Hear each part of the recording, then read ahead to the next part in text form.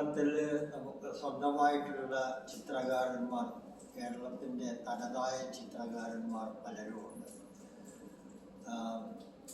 കേരളത്തിൻ്റെ ചിത്രകല തന്നെ അതിന് രേഖാചിത്രങ്ങളായാലും രവിവർമ്മ തൊട്ടുള്ള പല സാങ്കേതികത ധാരാളം ഉപയോഗിച്ച ചിത്രകാരന്മാർ നമുക്ക് സ്വന്തമായിട്ട് അവകാശപ്പെടാറുണ്ട്. ഇന്ന് നമ്മുടെ കൂടെ ഉള്ളത് ചന്ദ്രശേഖരൻ ചാൻസ് എന്ന തൂലികാനാമത്തിൽ അറിയപ്പെടുന്ന പ്രശസ്തനായ ചിത്രകാരൻ കാനഡയിൽ എത്തിയിട്ടുണ്ട്. അദ്ദേഹവുമായി ഒരു ചെറിയ അഭിമുഖ സംഭാഷണമാണ് ഞാനിവിടെ ഉദ്ദേശിക്കുന്നത്. ചന്ദ്രശേഖരനെ പറ്റി പറയുമ്പോൾ 3 ദശാബ്ദത്തോളം ദേശാഭിമാനി വാരികയിൽ ചിത്രം വരയ്ക്കുകയും അത് കഴിഞ്ഞ് പിൽക്കാലത്ത് പല ആനുകാലിക പ്രസിദ്ധീകരണങ്ങളിലും ഇന്ത്യ ടുഡേ അല്ലെങ്കിൽ മാധ്യമം അതുപോലുള്ള പ്രശസ്തമായ പല സ്ഥാപനങ്ങളിലും ചിത്രം വരച്ചു. പല പ്രസിദ്ധരായ നോവലിസ്റ്റുകളുടെ പുസ്തകങ്ങളിൽ വരച്ചു. അതുപോലെ തന്നെ കേരള സാഹിത്യ അക്കാദമിയിൽ അംഗമായിരുന്നു. പുരോഗമന കലാസാഹിത്യ സംഘത്തിൽ അംഗമായിരുന്നു. ലളിതകലാ അക്കാദമിയിൽ അംഗമായിരുന്നു. ഏറെക്കുറെ നമുക്കറിയാവുന്ന എല്ലാ പ്രശസ്തരായ എഴുത്തുകാരുടെ രചനകൾക്കും ചിത്രം വരച്ച ചന്ദ്രശേഖരൻ ചാൻസ് എന്ന തൂലികാനാമത്തിൽ അറിയപ്പെടുന്ന ഈ ചിത്രകാരനെ കാവ്യസന്ധ്യയുടെ അംഗങ്ങൾക്ക് പരിചയപ്പെടുത്തുന്ന ഒരു ചെറിയ ചടങ്ങാണ്.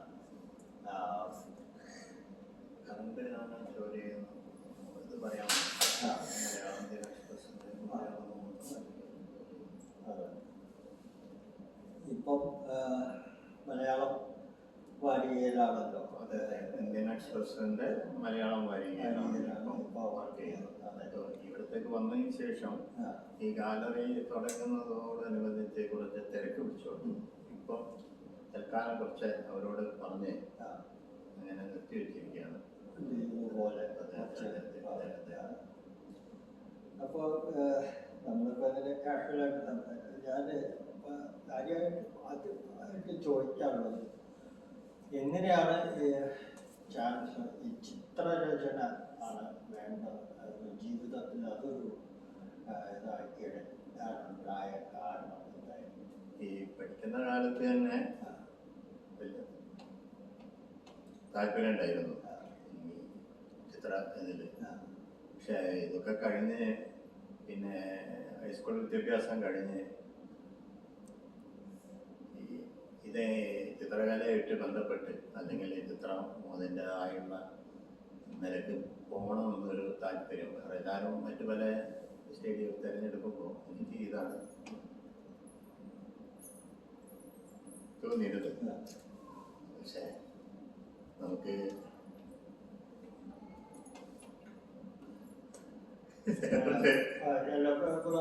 നോക്കിക്കഴിഞ്ഞാൽ അത് ഇമോഷണലായി പോകും.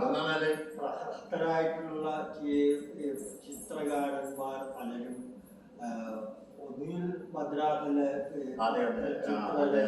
എന്താണെന്നാൽ എനിക്കിപ്പോ താല്പര്യം ഉണ്ടെങ്കിലും ഇത് പോയിട്ട് സ്ഥാപനത്തിൽ പോയി പഠിക്കാനോ അതിനുള്ള സാമ്പത്തിക ഉണ്ടായിരുന്നില്ല.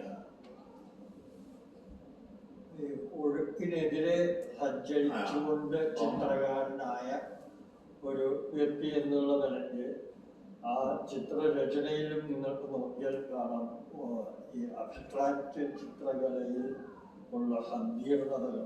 ഒരു സാമ്പ്രദായികമായ ചിത്രരചനയിൽ പാലിക്കേണ്ട ചിട്ടവട്ടങ്ങൾ ഒന്നും ഫോളോ ചെയ്യാത്തത് ഒരുപക്ഷെ ഈ സാമ്പ്രദായികമായ പഠന രീതി ഫോളോ ചെയ്യാത്തതുകൊണ്ടാവും. അത് എന്നെ സംബന്ധിച്ചിടത്തോളം ഞാൻ തന്നെ തിരഞ്ഞെടുക്കുകയും ചിത്രരചനയോടുള്ള താല്പര്യം കൊണ്ട് തിരഞ്ഞെടുക്കുകയും അതിനെ പഠിക്കാനുള്ള സാഹചര്യം വേറെ ജോലി ചെയ്തിട്ട് കണ്ടെത്തുകയും അതിനോടനുബന്ധിച്ച് ഞാൻ തന്നെ വളർത്തി. കാരണം നമ്മൾ ഇതിന്റെ പ്രാഥമിക ഒരു സ്റ്റഡിയെ എനിക്ക് ഈ പഠനത്തിൽ കിട്ടിയിട്ടുള്ളൂ. പിന്നെ വലിയ സ്ഥാപനത്തിൽ പോകാനോ മറ്റു ഗുരുക്കൾ, എനിക്ക് ഗുരു എന്ന് പറഞ്ഞ സത്യത്തിൽ ഞാൻ തന്നെ ഗുരു എന്ന് തന്നെ പറയേണ്ട ഒരവസ്ഥയാണ്. ഞാൻ ഇതിന് ഉപയോഗിച്ചിരുന്നത്.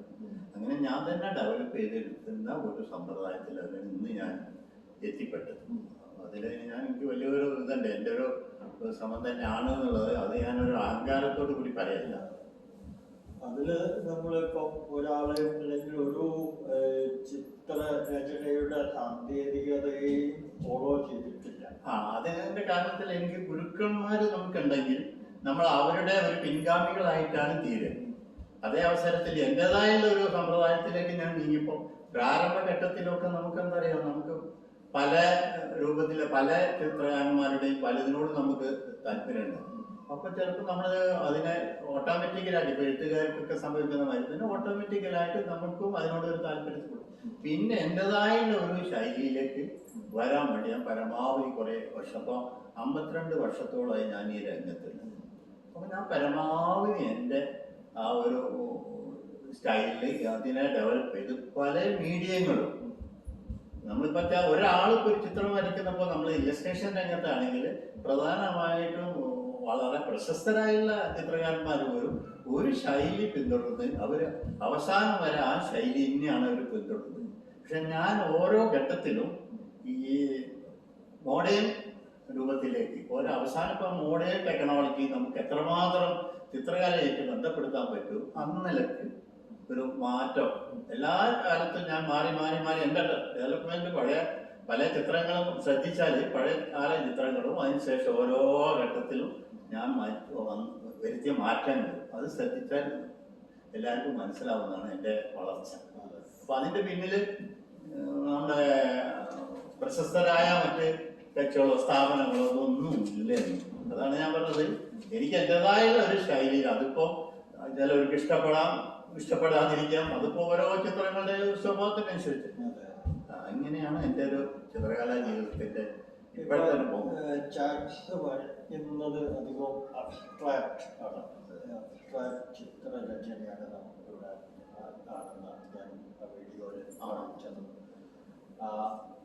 ഈ അബ്സ്ട്രാക്ട് ചിത്രത്തില്, അതായത് ഇപ്പൊ നമ്മൾ ചിത്രരചനയുടെ സൗന്ദര്യശാസ്ത്രത്തെ പറ്റി പറയുമ്പോൾ ഇപ്പോ ഈ കലാകാരൻ സമൂഹത്തോട് പ്രതികരിക്കുന്നതാണല്ലോ ഓരോ കലയുടെ അടിസ്ഥാനം. എഴുത്തുകാരനാണെങ്കിൽ എഴുത്തിലൂടെ ചെയ്യുന്നു. ഈ ഒരു ആർട്ട് ഫോമിൽ അത് എങ്ങനെയാണ് ഉൾക്കൊള്ളിക്കാൻ സാധ്യമാവുക? അതായത് ഈ സൗന്ദര്യം ഒരു വശത്തുണ്ടെങ്കിലും നമുക്ക് സമൂഹത്തോടൊരു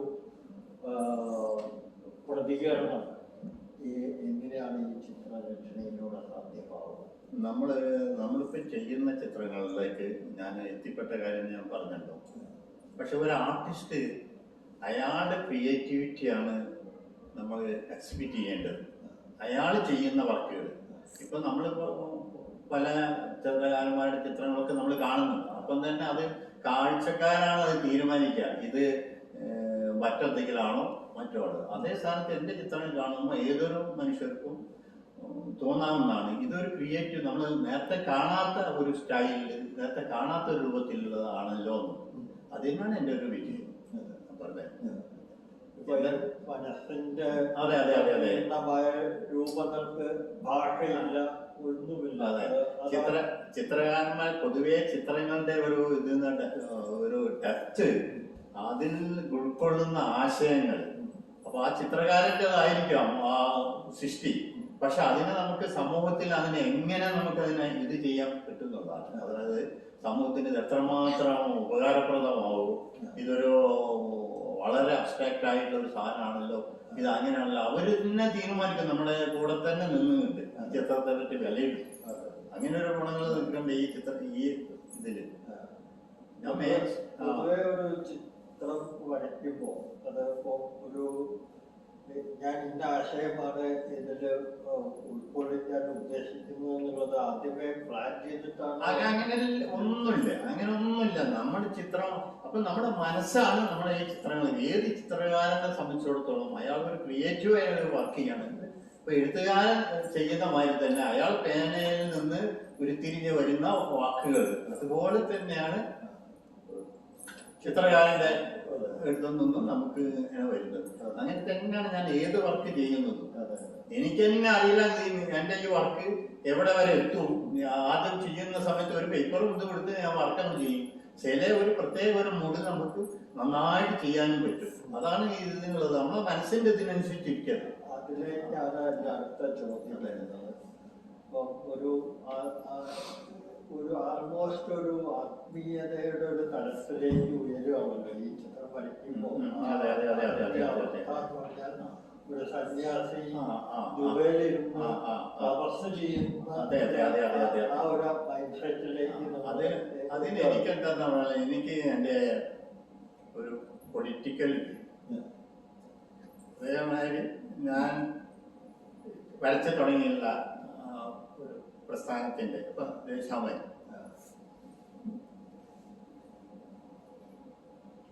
ഞാൻ ചോദിക്കാൻ ഉദ്ദേശിച്ചത് നമ്മുടെ ജീവിതം ഉണ്ടല്ലോ. ജീവിതം ഇങ്ങനെ ഭൗതികത ജീവിതത്തിൽ ഇപ്പൊ രാവിലെ ആകുമ്പോൾ ഗ്രോസറി വാങ്ങാൻ പോകണം, അല്ലെങ്കിൽ പാല് വാങ്ങിക്കണം, കുട്ടികൾക്ക് ഭക്ഷണം വേണം, ഇങ്ങനെയുള്ള പ്രശ്നങ്ങൾ ഒരു വശത്ത് നിൽക്കുകയും അതിനിടയിൽ നമ്മൾ എങ്ങനെയാണ് ഈ ആത്മീയത എന്ന് ഞാൻ പറയുന്നത് ഈ ചിത്രരചന